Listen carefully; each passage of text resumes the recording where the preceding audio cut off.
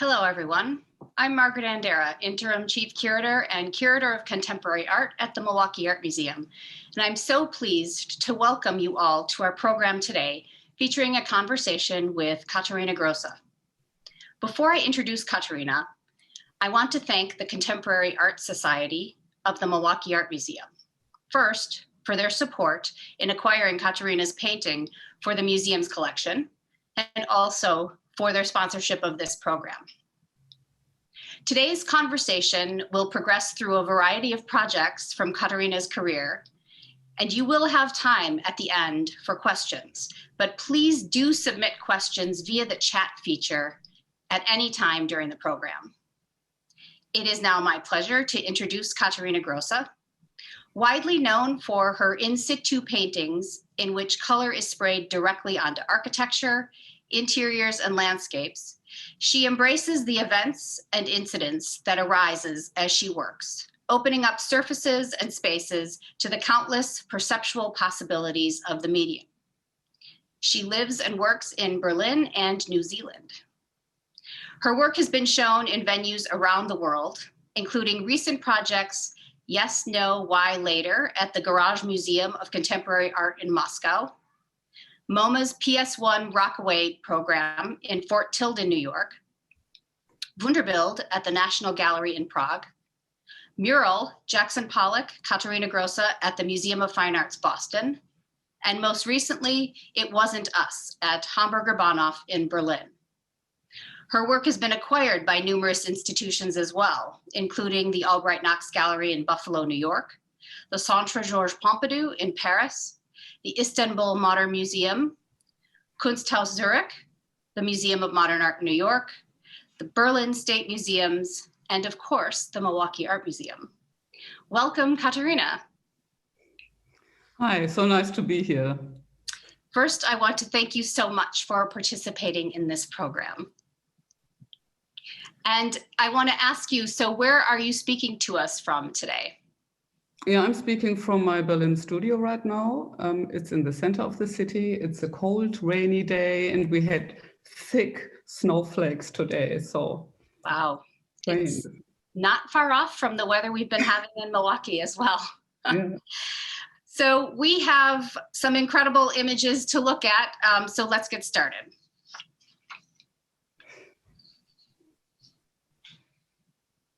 Okay, so we start at the very beginning with this image, don't we? What is this object, Katharina? Well, I think it looks like an Easter egg. And I was really young. I was maybe 8 or 9 years old. And the most amazing thing about this thing is my mother kept it. And she gave it to me not so long ago, maybe 10 years ago. And she was really laughing. And she said, look what I found. It looks so much like the work you're doing now.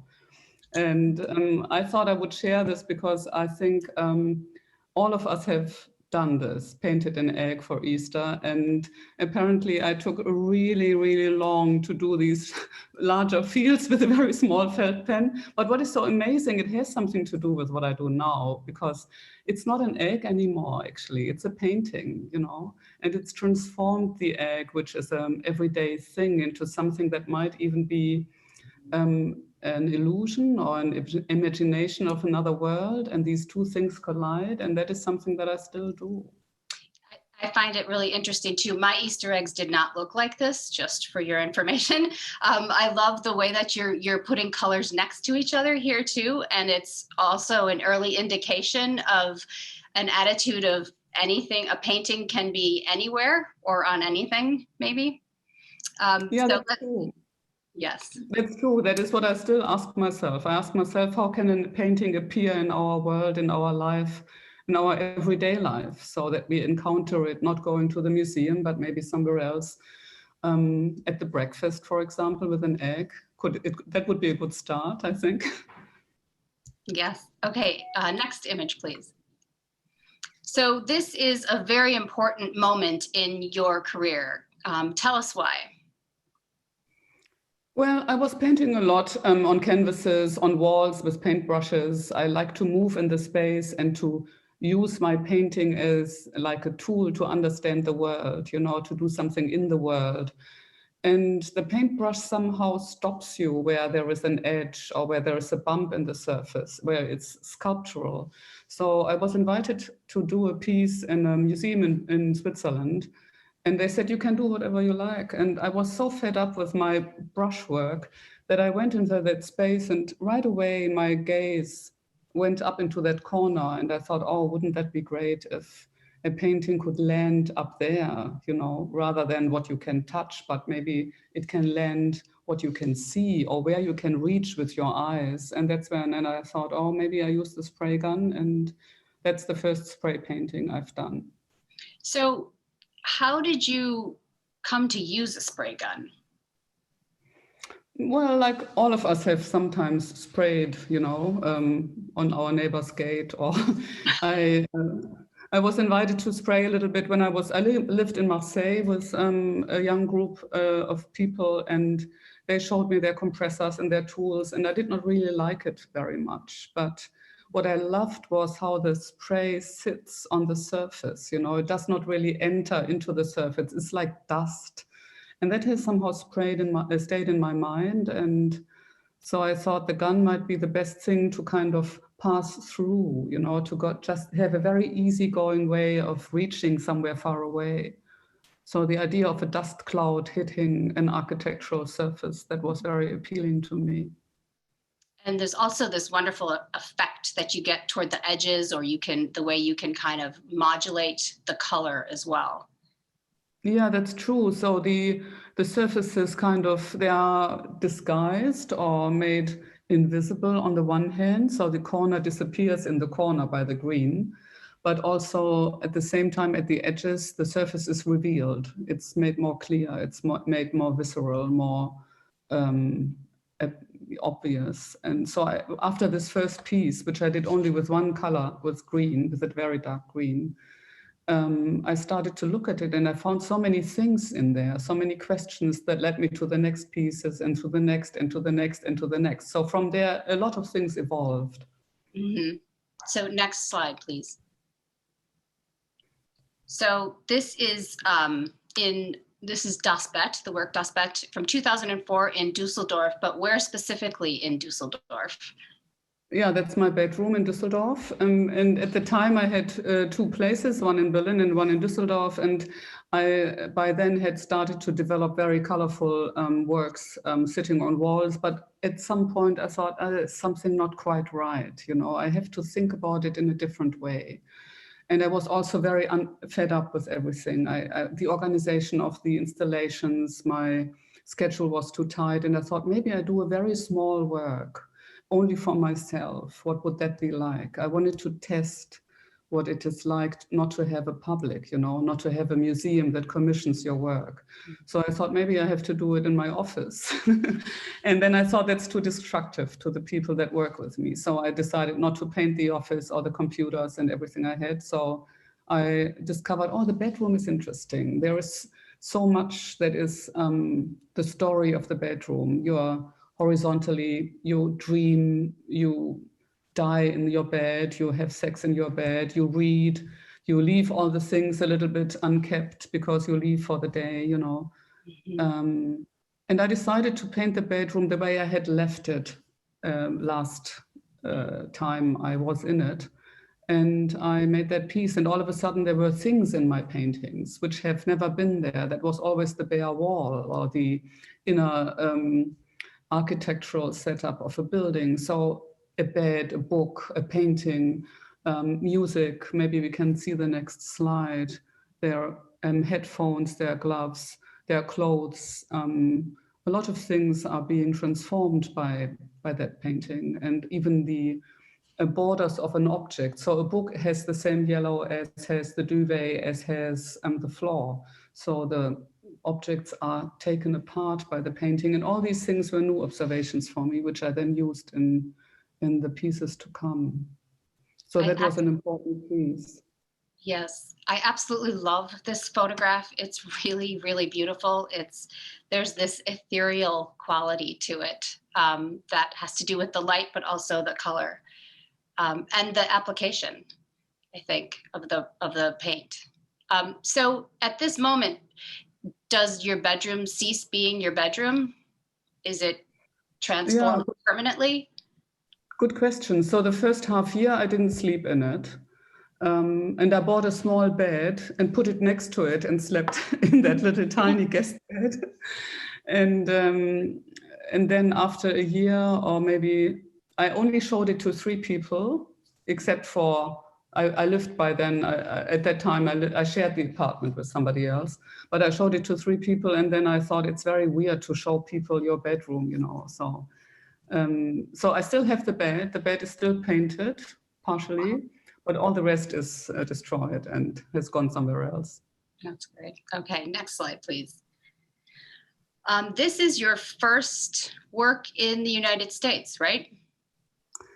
Yeah, I think it is the first outdoor work, and it's the first outdoor work which is also not only going on a building, but also the plants, the grass, and a lot of things that kind of have a different lifespan, you know, that so the grass would grow in after 2 weeks, the paint would be more or less gone or something. And it's a very special place. It's in New Orleans. It's the first edition of Prospect 1.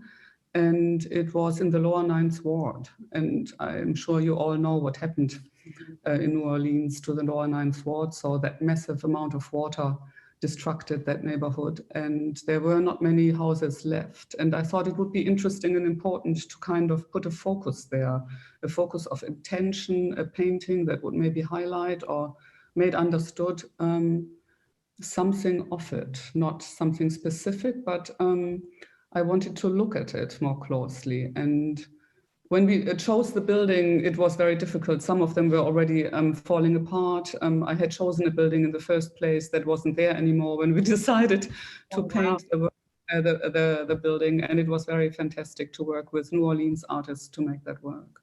So how did you work with the artists from New Orleans? Yeah, that is also very special in this case, because in this case, I did not paint it.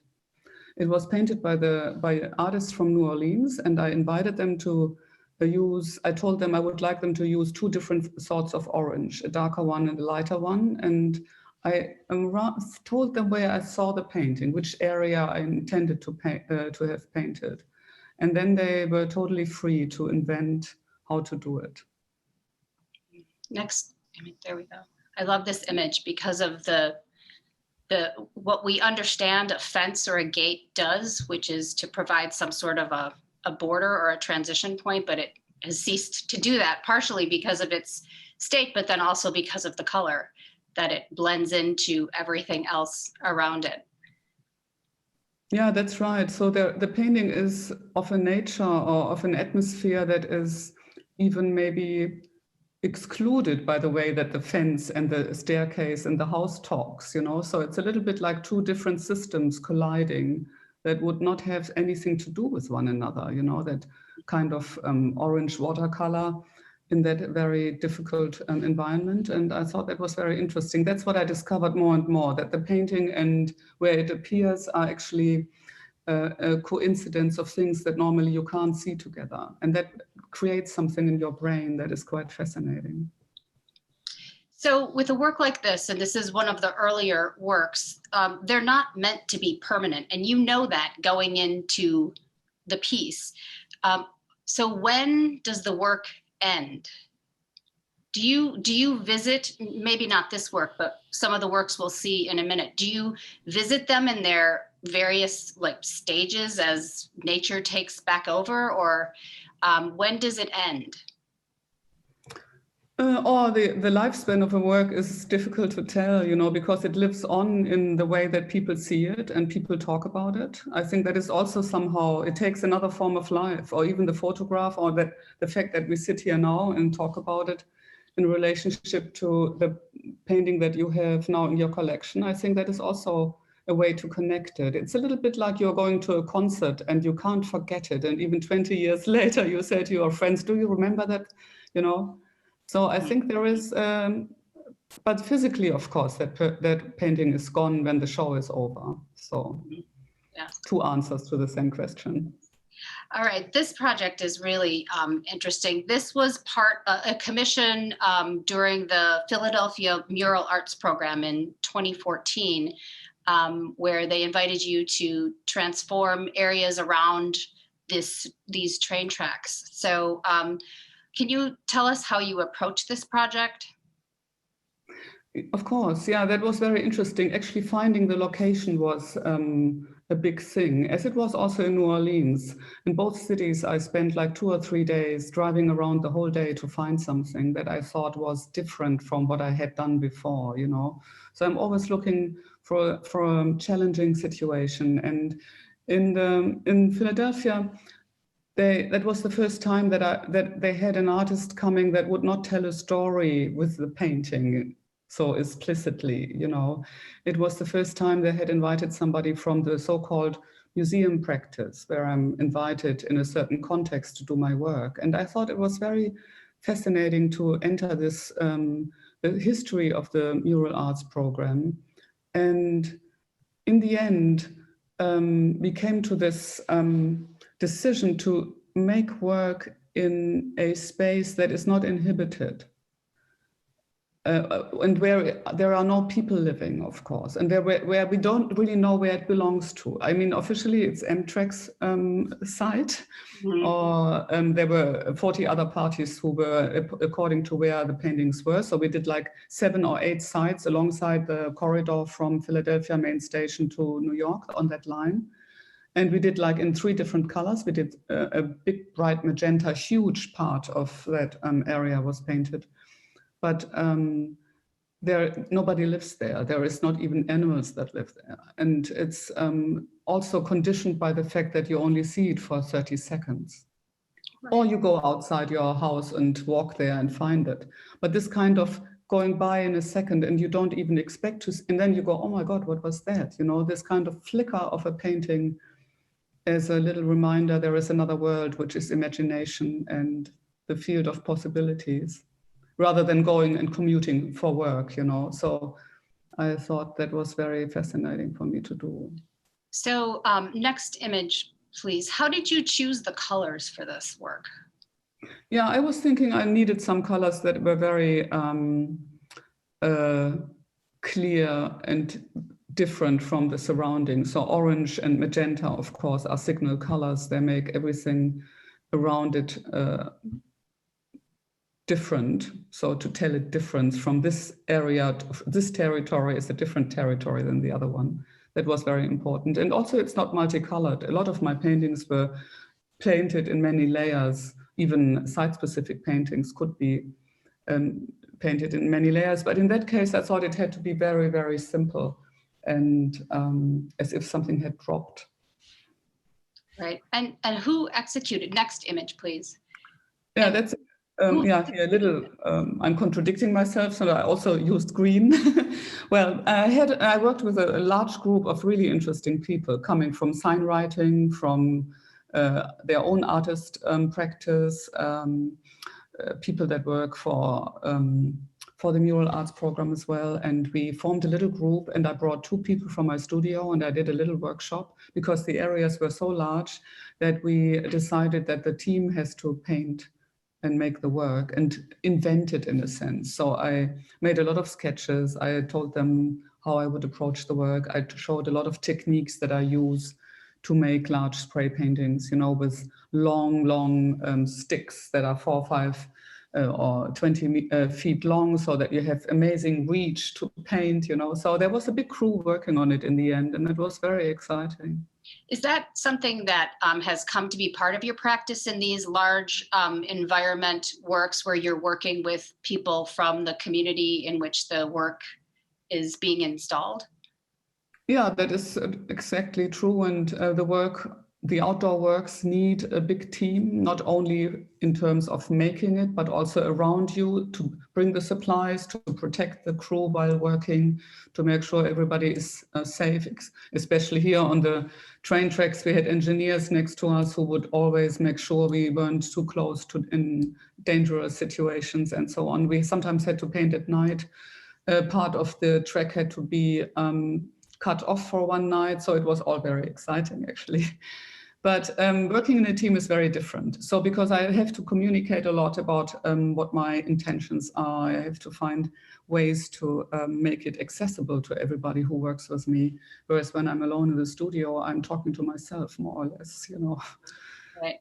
I think this work is so interesting because your work is about time in terms of what a painting reveals about time, and this is a different experience of time because it's like it's stretched out or it's linear because the primary audience is on a train experiencing it literally being directed across the painting, and I think that's just really interesting.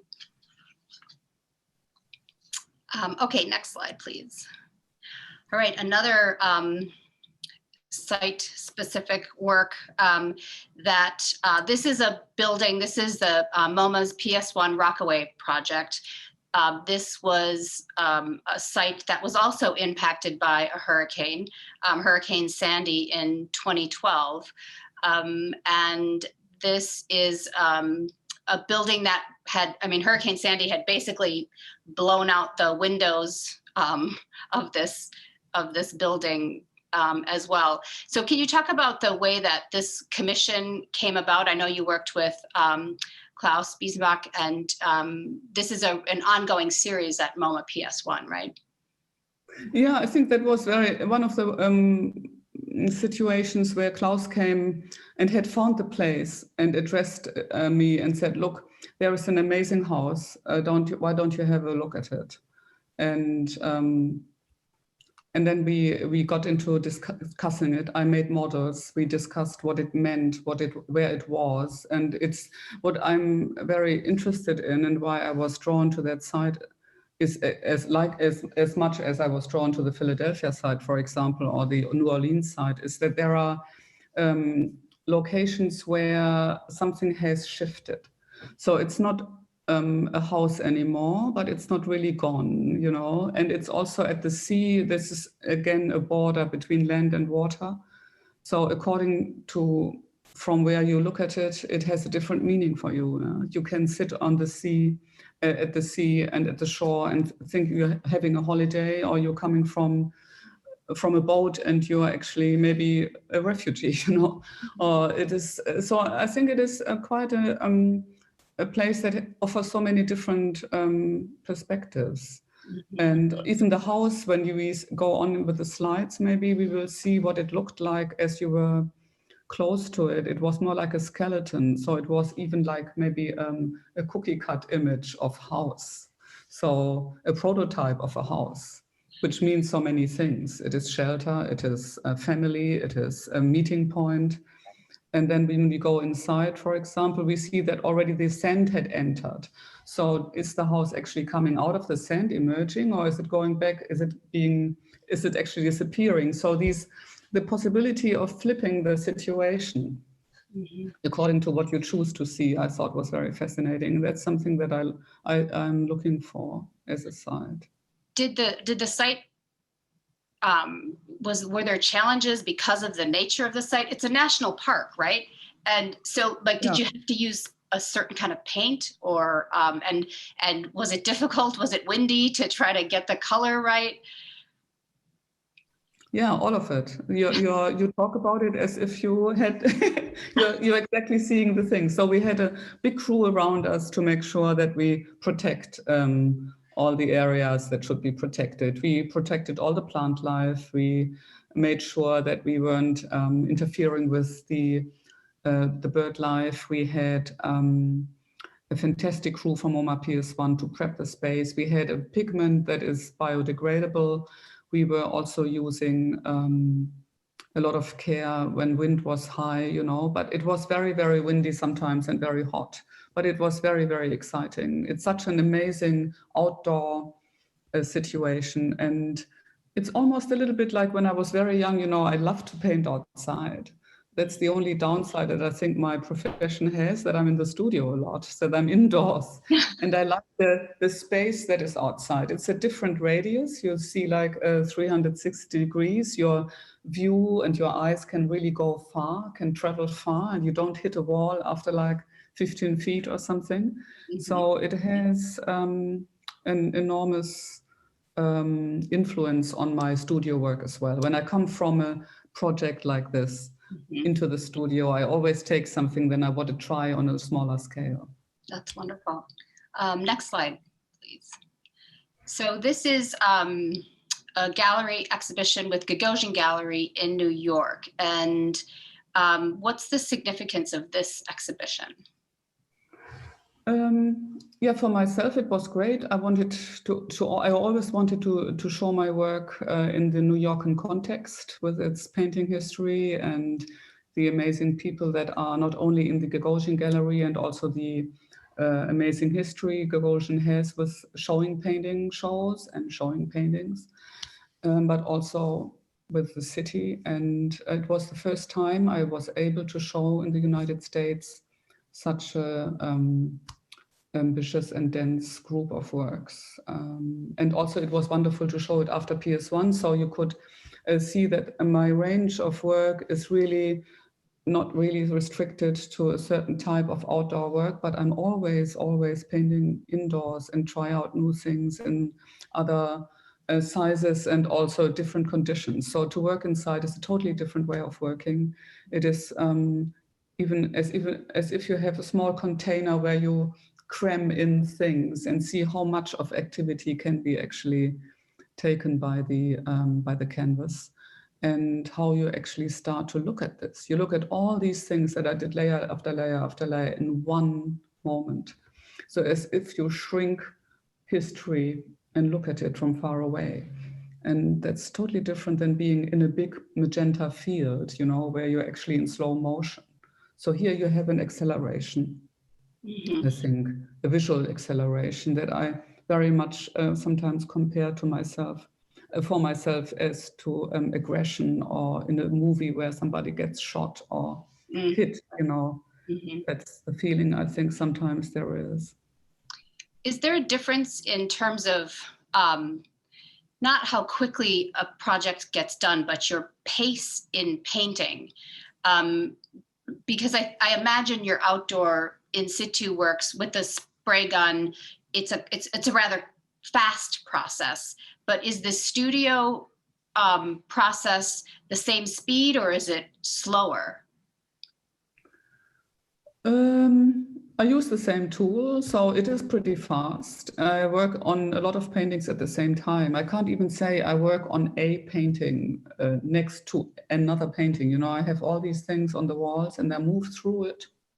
So, and then I single something out and say, okay, I leave that one, you know. So I don't think it is slower or faster, but it's certainly denser in the studio because there are more thoughts being processed at the same time. Whereas when I go to do something in a location, I'm far more, let's say, connected to a set of conditions which don't change very much. So I have 7 days, I have 10 people, I have a certain amount of food, you know, the weather. So there are these elements, and they are more or less like building the cloud within the painting is being made. Sure. Okay. Next image, please. This is a project at the Carriageworks in Sydney, Australia. What is the Carriageworks? What is the site? Yeah, that's a great site in Sydney. It's an old place where the carriages for the train were repaired. And it is a theater complex, fantastic for, theater for dance, ballet, performances with different format theaters and stages, black box theaters. And they have a big entry place, as you can see, a big atrium. And they once in a while invite artists that they consider connected to the performing arts in a certain way. And as you can see, there are no walls where you hang a painting. So I was really thinking, and that made me actually develop my work for the locations, that I do not want to build walls to hang something on. I think the painting and the way it's being shown has to come from the same activity, from the same strand of activities in a space. So I thought, okay, I use that big fabric, and I used a fabric that was like 3 times the size of the surface of this entry hall. And then I just pulled it up on knots, like maybe 30 knots or so. We pulled under the ceiling. So actually the structure of the Carriageworks is very, very necessary and builds a symbiosis with the work. So the work can't exist without the building, and the building kind of looks as if it's held by the work. And then I painted it inside, and some of the paint has seeped through. So this is what you see inside before people entered it. So that photo is before opening, and you can see that the big iron columns of the structure are part of it. It's sewn in, so it was all tracks of like, I don't know, 90 feet fabric, and they were all sewn together in a very intricate process. And then I came and painted it. And you could enter it. So I made like 3 or 4 like cuts in the fabric that weren't very obvious. You had to find them, and then you could enter them. And so all of the fabric is installed and is totally white, and then you come in. So you're surrounded by, the painting process starts by you standing there surrounded by these monumental white draped forms. Yeah, it's exciting. It's amazing. And what about the floor? Next image, please, Erin. So people, this is a gallery space now, and people are walking through it and walking on the floor. How do they interact with the space? Yeah, I think they look at it. There's a lot of, you know, I mean, you walk on red and all of a sudden you're on a green or a deep a pink or a sparkly white, and you have to be careful. It is also folded fabric, so it's not really even. It's a little bit like you walk on grass, or your feet tell you a little bit about it. You're getting into a different mode of perception. Also, the fabric muffles the sound. So you're coming from the big hall into there, and all of a sudden you're with a group, even though you don't know the people, but you're forming like some sort of conspiracy, like we are the ones who look at it, you know. So there's a lot of different sensations. And then there are the folds, and behind the folds are other little zones that you couldn't see. And then by people walking through it, the fabric becomes undone, and the white that has been folded away all of a sudden flips open, and it looks a little bit like you know, like a bed sheets or something at home, just on another scale. But people were very, very, I was very surprised to see how much time they spent in it. And you could also see it from above. That was an amazing thing. So the photograph is actually something taken from like a higher level where the offices of the Carriageworks are, and you were allowed to go up there and have a look. So you mentioned how it sounded. How does it smell in an installation like this? Oh, it smells good. Like roses or something. The acrylic paint is a water-based paint, you know. It only has a slight scent of something when it's wet, but when it's dry, it's just. And also the other thing that was great about this, there were big skylights in the ceiling, and it was a tin ceiling. So when there was a rainstorm, there was this hammering of the water on the roof, or the light of the sun was very strong sometimes. So you would get sunbeams like hitting the piece, you know. So there was a lot of outdoor environmental feel about it. So as you say, how did it smell? But you did think you were outside a little bit, but then you weren't. So that was very interesting about that space. Yeah. Okay, next slide. So here's another monumental indoor project done in the same year as Sydney, right? But a very different feel. Can you speak a little bit about this project? Yeah, it's exactly. So that was so fascinating for me to do those 2 things in the same year, and that is something not untypical of my studio, or I guess of a lot of artist studios, that you have a lot of different projects running alongside one another, where you try something here that you can't do there, you know. And this is a studio I had at the time, also in an old industrial building, and I paint here on the floor something that is then supposed to be in a wall. for the National Gallery in Prague. And you see on the left and on the right of the screen, you see two different versions. They're both going to be up as we see in the next slide, but here you see it on the floor. I painted everything on the floor. And it's a little bit like painting paintings that are very big, and everything else that happens around the painting is also part of the thinking process and does not get discarded. So the overspray, the layering, the melting of one form into the next, the decision-making process. So I wanted to kind of look at all my thinking and not just take it then out and hang a little bit somewhere, you know. So this was the a little bit the experiment here. Next image. So here it is. Yeah, that's the National Gallery in Prague, which is in a very beautiful building from the 1920s. And this big hall has also daylight. It is absolutely amazing how the sky would change the piece all the time. And I wanted to give that space that is concrete and stone floor and, you know, very industrial. I wanted to give it a very soft transformation without a lot of material, but just with a very thin layer, okay, of very large fabric. So it's about 150 feet long and about, I don't know, you can see it here, 22 feet high.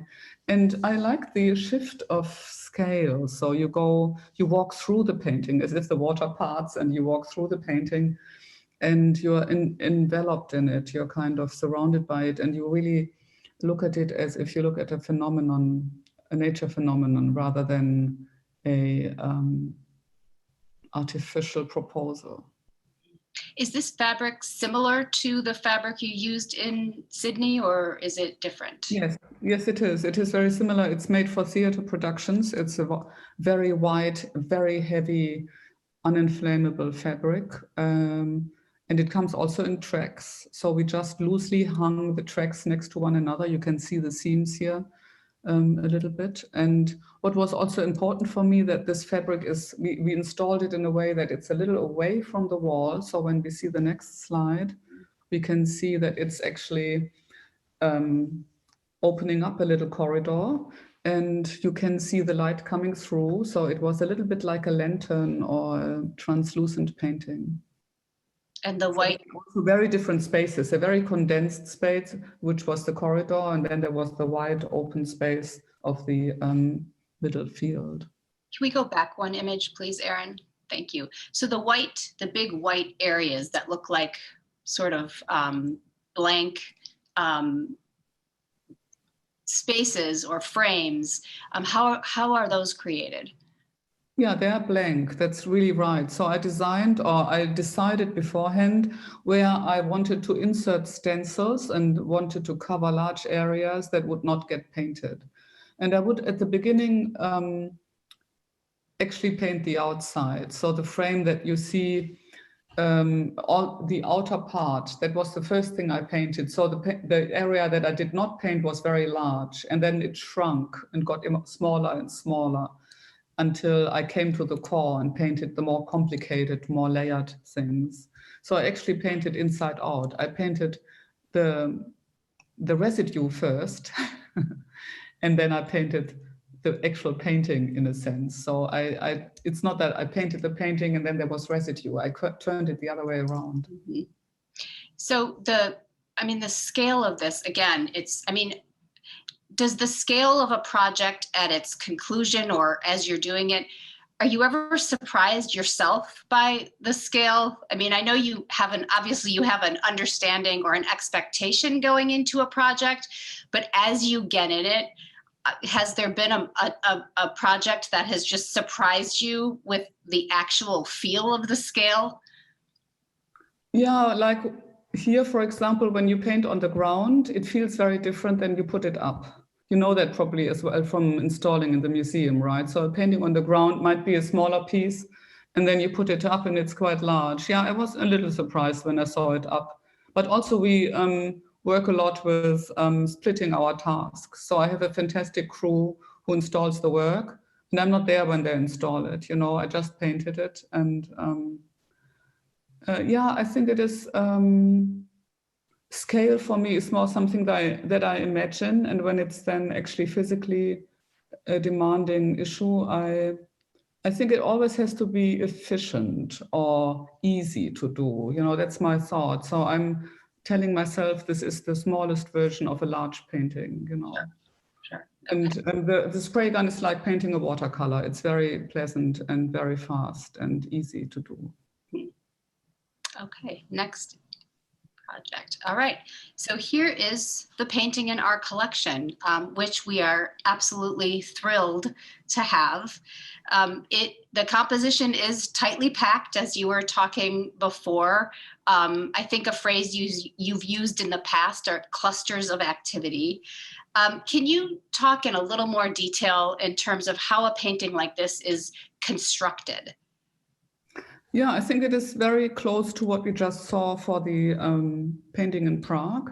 So we have here, you can see that there are areas that look a little bit like as if something had been there, like a form or something that I took away, that look a little bit untidy, or where there is dripping or printed surfaces. So what I used for these, yeah, that's fantastic, thank you. So what I do sometimes, I paint a little on it, and then I put things that I have cut out of cardboard or out of a foam material, and I put it on the painting. And this painting I painted on the wall. I did not paint it on the floor. Therefore, you see also the color running, the paint running, which I like, because I think it gives the painting this feeling of just being done. It's not dry yet, you know, that kind of thing. It's immediate. It's on the go. It's still being made in a sense. So you can't even say, is it finished? You know, it's like a thought put into the open rather than that's what I want to achieve. So that is a very important thing for me, that it's something that looks almost not finished. And I'll put layer on layer on top of one another. So as you just asked, how do I construct it? Then I take the stencils away and add new ones, or I leave the old ones, add new ones, go on with it. And this painting might have had another 3 or 4 alongside it, which I was painting as well. And then I find out by working on the different areas which decisions are really the most interesting ones, to look at, and so I developed the work. The surprising thing about this painting, and I remember when I was presenting this to the museum's acquisitions committee, and it was there was looking at these images. There were people who were, again, they were looking at it through photography, but they were convinced this was a 3-dimensional object. And I had to actually clarify that it's a painting. And because there's this illusion, this illusionistic effect that happens, I think because of how you're building it up with the use of these stencils. And I was wondering, before I saw the painting in person, was wondering if that was just an effect because of the photography, but it is, when you're standing in front of the paintings, there is this incredible suggestion of depth of the canvas, but you know that you're looking at this flat 2-dimensional thing. It's really a surprising and wonderful effect in the painting. Yeah, I mean, the different fields are interchangeable, so you don't really know whether there is a background or a foreground or a thing or a shape, or so it is about a different concept of looking at the world in a sense. It's and I think the multidimensionality is a very important aspect of how you understand the world, whether you interchange all the different perspectives, whether you interchange the importance of an aspect that was giving you orientation today, it might not be the one for tomorrow, so you just pick the next one, you know. So a little bit, that's a little bit like my deciphering method of how I look at the world, and that's probably what you can see applied and tried out here in the painting as well. Right, and I'm also surprised by looking at your large site works that you can translate this same feeling of physicality in a smaller work like this on canvas, but it's definitely there in these paintings.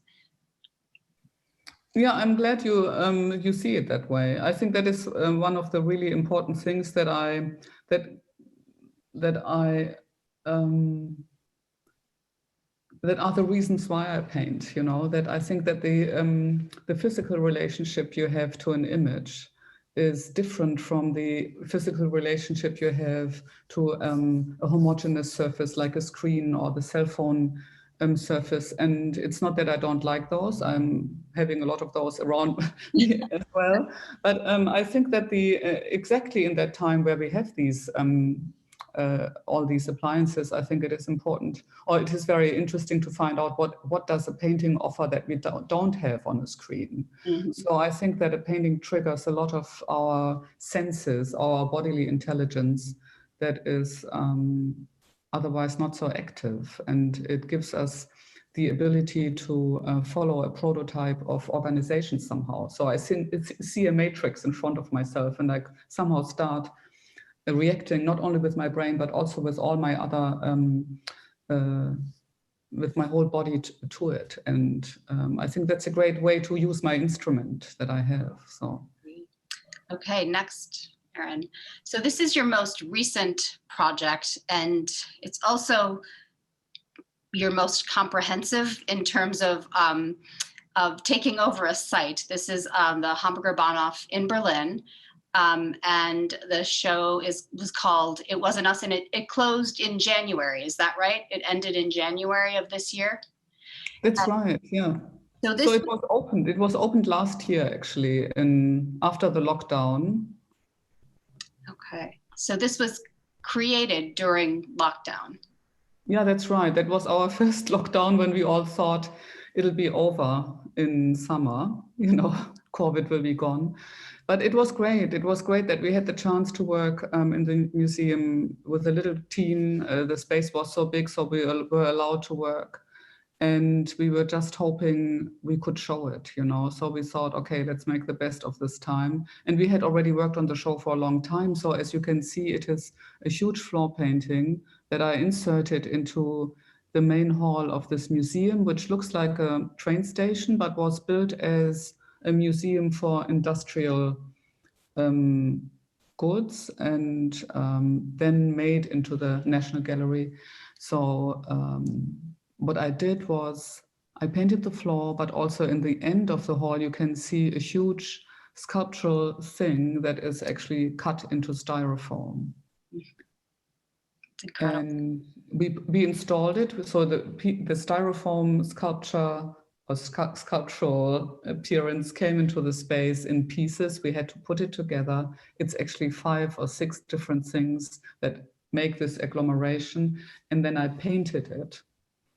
And then we opened the door that you can see in the back of the house, and people could go in and out through that door, and the painting would go on outside, which was never the case. So never these doors were open. They lead into a very, very, very interesting area, which is a little playground. It's something that is used by the people who live there, but there are also sculptures, like there is a Bruce Nauman, there is an Urs Fischer around, hidden somewhere in the trees. And then I painted also the walls, the outdoor walls of the museum wing.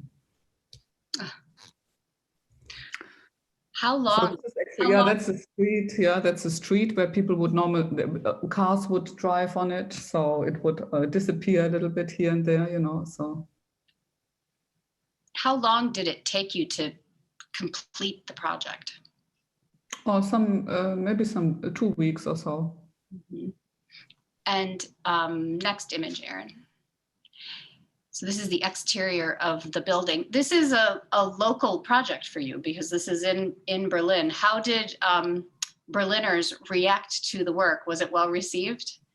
Oh, I think so, yeah. There were a lot of people, and also the outdoor work was very accessible. You didn't have to buy a ticket. You could, before you knew it, you were in touch with the work.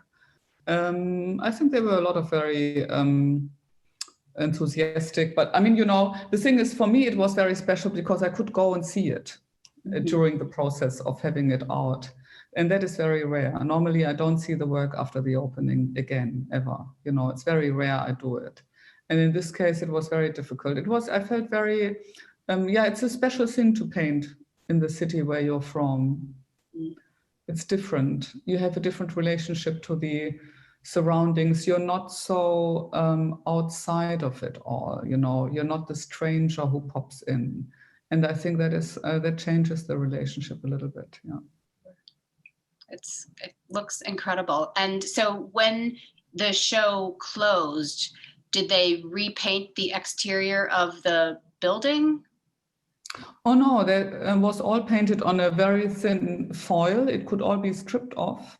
Wow. And the surface of the ground was just covered with a protection layer, and that was just peeled off as well. Got it. Great. Okay, next images. So these are really different. This is another exhibition with Gagosian Gallery in their Rome location, and these works are not made with the spray gun. How are they made?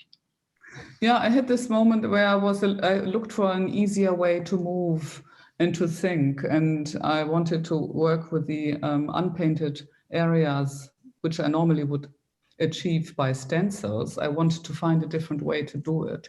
And here I started, after a longer period of making smaller watercolors, I worked on these large canvases exactly the same way. So I just painted areas with water, and other areas weren't painted with water. So where the water was, the color could travel. So I kind of made travel ways for the colors and could help the color to meet another color, you know, to mix and to get maybe dirty or to get interfered with and to create different areas. So that was very, very a new way for me to use scale and my thinking in color. Mm-hmm.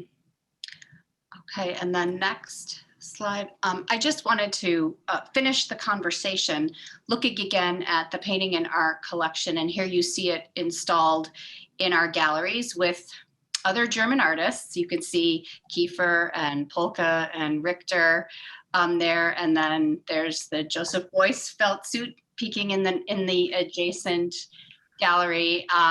We have a strong collection of contemporary large-scale German painting, as you can see, and this group of paintings traditionally hangs together, has done since, you know, many of these works came into the collection.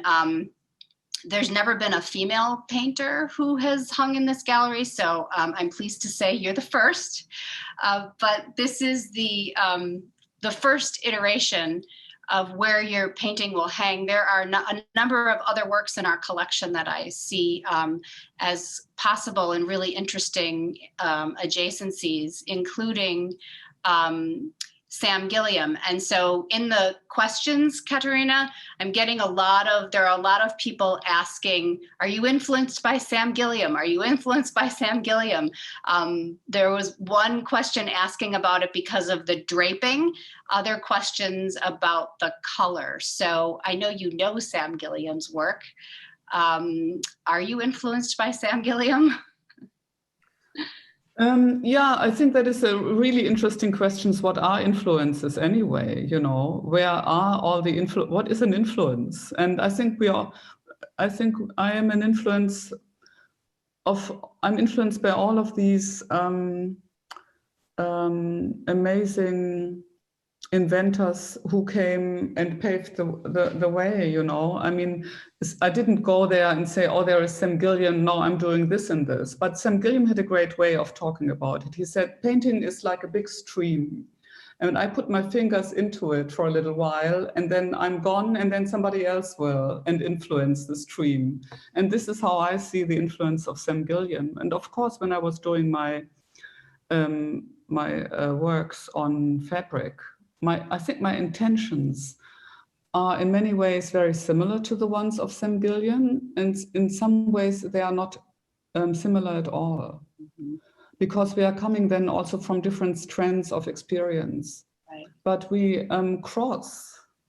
And where the cross is, we are very, very close. I agree. And that getting so close to his work, when I was making my work, of course, his work came back to me, and I was looking at it very closely. And there was this amazing show in Switzerland in the Basel Kunstmuseum, which made me also see again how important his work is. And I, already having made a couple of these fabric pieces, I went back into his work again and read a lot of his fantastic writings and interviews. And so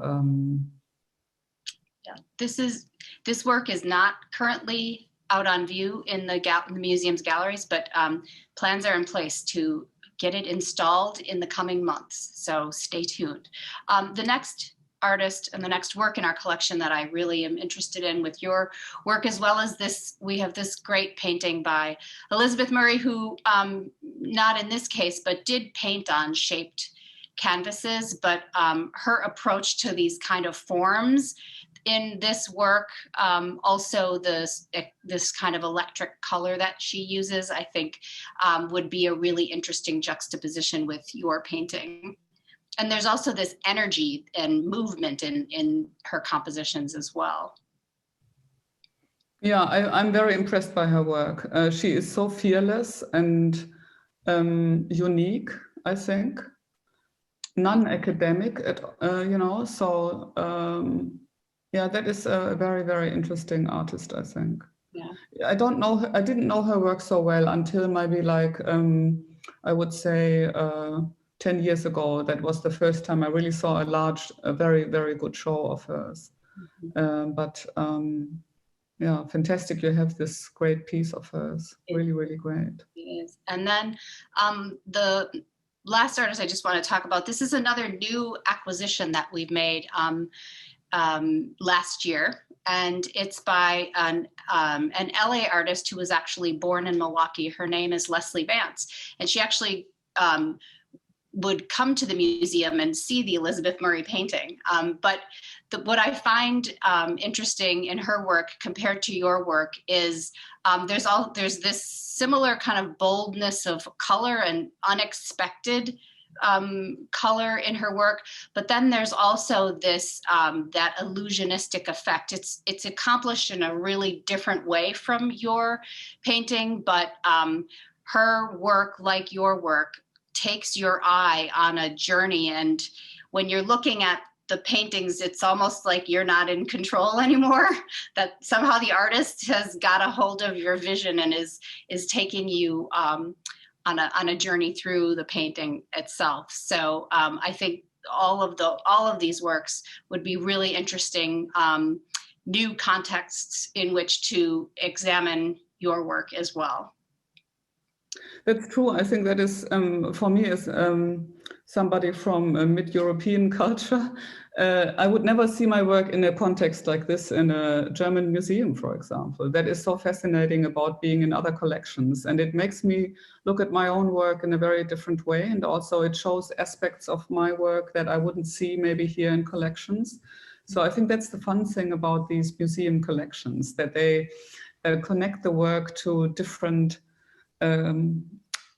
developments that have taken place at the same time as I was growing up, maybe with somebody like Richter or Baselitz, but my work also connects then to another point of view and was influenced from there. That's so fascinating. I mean, you're sitting here in, let's say, in the middle of Europe, and then you pick up a strand that is some, I don't know, many thousands of miles away. And how does that happen? How do you actually get that influence? I mean, the influence is something maybe you are starting to think not really so easy to explain, you know.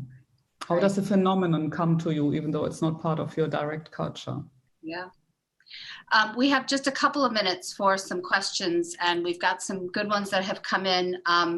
The first one, and we should do this right away, is when and where are your upcoming projects? I want to make plans to travel to see them if possible.